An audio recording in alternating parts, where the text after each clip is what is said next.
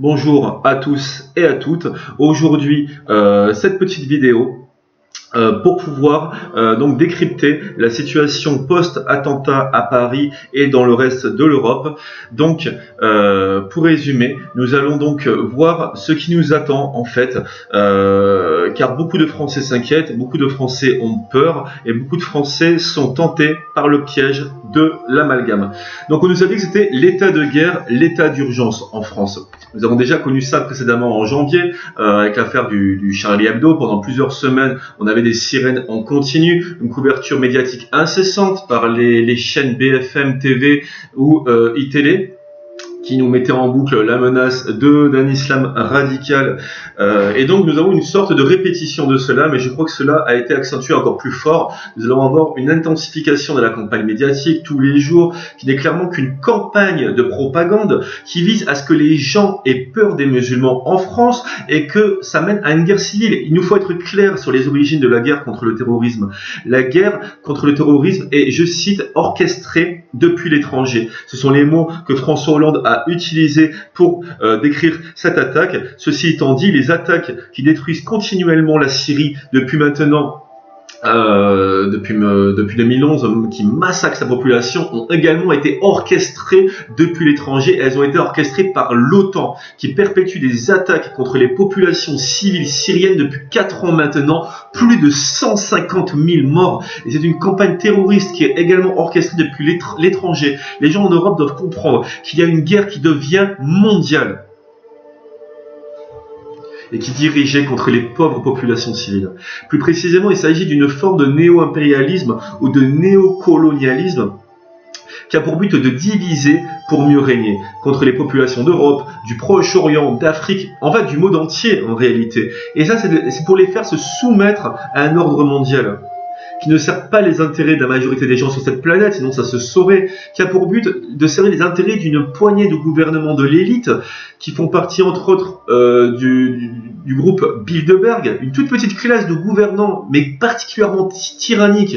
Il n'y a pas de guerre contre le terrorisme, sinon contre les fantômes. Il y a une guerre qui est utilisée en utilisant des proxys en carton, des groupes terroristes par proxy, qui sont utilisés contre des États-nations, qui résistent à l'hégémonie américaine et israélo-sioniste et qui sont aussi utilisés comme outils pour discipliner la population active en Europe dans un contexte de chômage, de masse et d'austérité. Donc on a des attaques terroristes qui sont perpétrées par des terroristes financés, armés et entraînés par les services secrets occidentaux. Il n'y a jamais eu de Daesh. Daesh est une création des États-Unis. Nous savons même, d'après les sources officielles de l'armée américaine, elle-même, des documents déclassifiés de la Defense Intelligence Agency, qui confirment cela, que le gouvernement français essaye maintenant, notre gouvernement, d'obtenir un appui pour plus d'interventions militaires en Syrie. Et c'est ce qu'ils veulent, c'est pouvoir jouer un rôle dans ce jeu d'échecs maudit, ce jeu qu'ils ont presque perdu, puisque les Russes, avec Poutine, ont pris le dessus quasiment sur l'État islamique. Vous savez maintenant que des militants de l'État islamique qui viennent en Europe déguisés en réfugiés, ça va déstabiliser l'Europe en fait, l'Europe centrale. Le gouvernement français veut faire partie du jeu en Syrie et en même temps conforter les soi-disant rebelles modérés. Mais il n'y a pas de rebelles modérés. Il n'y en a jamais eu de rebelles modérés. C'est des militants d'Al-Qaïda et de l'État islamique qui ont décapité, éviscéré, massacré des femmes, des hommes et des enfants en Syrie. Et rien ni personne, en dehors des élites occidentales et de leurs intérêts géopolitiques. Comment pensez-vous que la France va réagir à tout ça? Comment pourrions-nous réagir à une probabilité de guerre civile? Comment nos politiques vont réagir par rapport à cette arrivée massive de migrants qui pourraient comporter des terroristes? Je pense qu'il faudrait d'abord que le peuple français réagisse. On est bombardé en ce moment par une campagne médiatique de propagande. Nous avons un flux incessant de communication. On nous dit de ne pas sortir dans la rue. On est censé rester chez soi, être silencieux, être dans la paranoïa, avoir peur de notre voisin, de notre chien, de notre chat. Je pense qu'il va y avoir une campagne en France contre les réseaux sociaux. Qui a déjà Manuel Valls, qui est très préoccupé par les médias alternatifs comme Internet, en fait, va va délibérément en fait monter les amalgames en fait, et tous ceux qui pourront émettre un avis contraire à la thèse officielle sur les attentats qu'on a eu en France seront directement discrédités, traqués, perquisitionnés ou même peut-être emprisonnés. Tous ceux qui pensent qu'ils pourront remettre en cause la guerre contre le terrorisme, ils nous traiteront aussi de complotistes. Et je pense qu'on va assister à une forme de répression contre ces complotistes qui voudraient dire la vérité et contre des sites web honnêtes et rationnels qui pourraient dire ce qui se passe actuellement. Nous allons donc voir de plus en plus de ce type de terrorisme intellectuel, qui est d'ailleurs déjà à un point critique en France. Nous en sommes au point où vous avez des professeurs d'université, comme le savent, des professeurs d'université qui font l'objet d'intimidation des enseignants qui se sont fait licencier, pour ainsi dire, pour avoir simplement suggéré qu'il y aurait peut-être un lien entre l'impérialisme français et le terrorisme. Il y a eu un cas récemment où un enseignant a failli perdre son travail après avoir suggéré qu'il y aurait un lien possible entre la politique étrangère de la France et le terrorisme. Donc nous traversons une période intense de terrorisme intellectuel et bien sûr nous avons ces attaques terroristes aléatoires qui sont une forme de guerre civile de basse intensité. Je pense que la crise actuelle des réfugiés, qui en fait une forme d'ingénierie migratoire massive, car elle aurait si très bien pu rester chez elle, mais cette forme d'ingénierie migratoire va rendre des choses bien pires. Et c'est ce qui pourrait, à l'avenir, créer les conditions d'une guerre civile. C'est évidemment une conséquence naturelle de la mondialisation et du capitalisme. C'est précisément ce à quoi mène l'effondrement de la société. Et la seule façon qu'ils ont de pouvoir garder tout ce monde au calme, c'est de mener une politique du diviser pour mieux régner, en fait. Donc vous verrez des situations où vous aurez une classe ouvrière wahhabite, des classes qui seront wahhabisées par les alliés de l'élite politique française, les Saoudiens et les Qataris qui construisent des mosquées wahhabites partout, qui vont peut-être servir à wahhabiser la jeunesse, et ils seront utilisés comme des pions, si vous voulez, dans des guerres géopolitiques d'une plus grande ampleur, des guerres sous proxy contre la Russie, contre l'Iran et le Proche-Orient, et cela va engendrer de graves troubles sociaux, et ces travailleurs se retrouveront complètement désemparés en fait. Les seuls qui profiteront de ça sont les entrepreneurs de guerre, les vendeurs d'armes, les services de renseignement, les médias.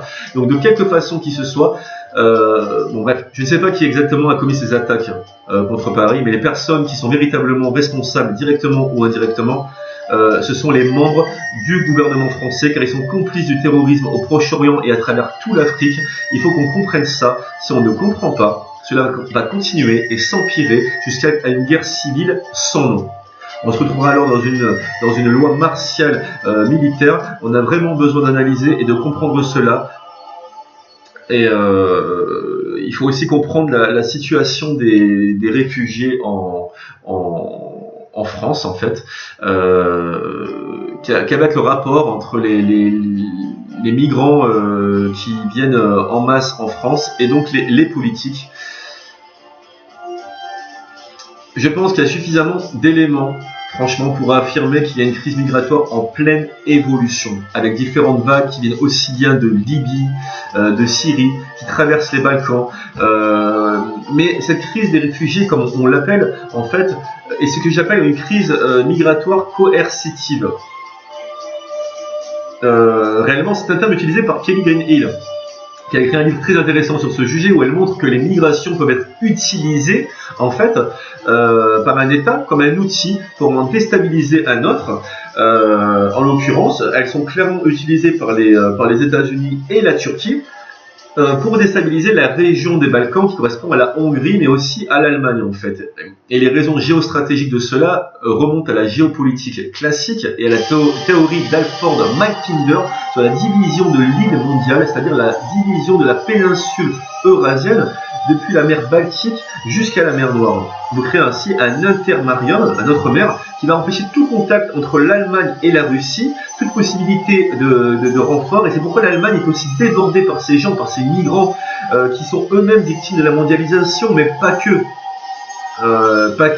Parce qu'en fait, ces mêmes migrants sont instrumentalisés et utilisés comme des clés de l'impérialisme américain qui utilise les conséquences de la mondialisation comme des outils pour pousser encore plus loin la mondialisation. Et je pense qu'il n'y a vraiment aucune politique en Europe qui vise véritablement le contrôle de l'immigration. Il faut arrêter de se leurrer. Je pense que la question la plus importante n'est pas celle du contrôle de l'immigration. La question centrale est celle de l'arrêt de la déstabilisation géopolitique du monde. Certains pays essayent de le faire, évidemment. Vous avez par exemple la Hongrie qui essaye, la Bulgarie dans une moindre mesure, par exemple. En d'autres termes, ils essayent. La Hongrie va privilégier les femmes et les enfants, ce qui est une approche rationnelle pour sauver ces pauvres âmes. Mais bien sûr, Viktor Orban, par l'Union européenne, parce qu'il insiste en fait sur l'application des lois de l'État de Hongrie. Nous sommes dans une situation où le gouvernement français est totalement subordonné au diktat US. Nous sommes la prostituée de l'État américain. C'est un pays qui a été mis intégralement sous contrôle de l'impérialisme américain, tout comme l'Allemagne. La France n'a pas de politique étrangère. Elle fait simplement tout ce que Washington, ce chien de l'enfer, lui demande de faire en fait. Et c'est vraiment ça le problème actuellement en France en fait, c'est de ne pas se laisser leurrer, de ne pas se laisser de ne pas se laisser lobotomiser par les médias. Le musulman n'est pas notre ennemi, ce n'est qu'un pauvre être humain comme nous qui souffre et qui essaye de vivre sa vie tranquille, parce que si vraiment c'était les musulmans du quotidien français, si c'est vraiment de dangereux terroristes, je pense que nous ne serions même plus en vie et tout aurait déjà pété depuis bien longtemps en fait. Donc je pense que la solution serait de rester calme, de fermer les yeux, de méditer, de se détacher de toute énergie de paranoïa, de peur, de haine, et comprendre que le véritable ennemi, c'est pas notre voisin. Le véritable ennemi, il est au sein du gouvernement français, qui lui-même est l'esclave du gouvernement américain, qui lui-même est tenu en laisse par le groupe Bilderberg. Et plus haut, il y a des entités qui ne sont pas forcément humaines, des entités qui sont peut-être même délibérément complètement vendues aux forces les plus noires du bas astral. Et donc nous avons besoin d'une terrible solidarité entre nous, qu'on soit musulmans de souche, migrants, français, laïcs, athées, bouddhistes, peu importe. Nous devons nous soutenir en tant que grande famille humaine contre cet ennemi commun, c'est-à-dire ce démon qui est horriblement sans pitié et sans cœur. Donc nous méfier de ces migrants qui arriveraient et nous protéger, faire en sorte de ne pas nous laisser envahir par les émotions, préparer des réserves, préparer de la bouffe, préparer toutes sortes de choses si en cas d'arrivée massive de migrants avec des terroristes islamistes parmi eux. Et n'oubliez jamais que nous sommes aimés et qu'ils ne gagneront pas, parce que nous sommes informés, nous sommes au courant et nous serons toujours plus forts qu'eux. Méditation, paix, prière. Aimons-nous sincèrement les uns les autres, soutenons-nous, nous sommes une grande famille humaine, peu importe notre religion, du moment qu'on a l'esprit silencieux et un cœur pur. Merci de m'avoir écouté et à bientôt pour une nouvelle vidéo.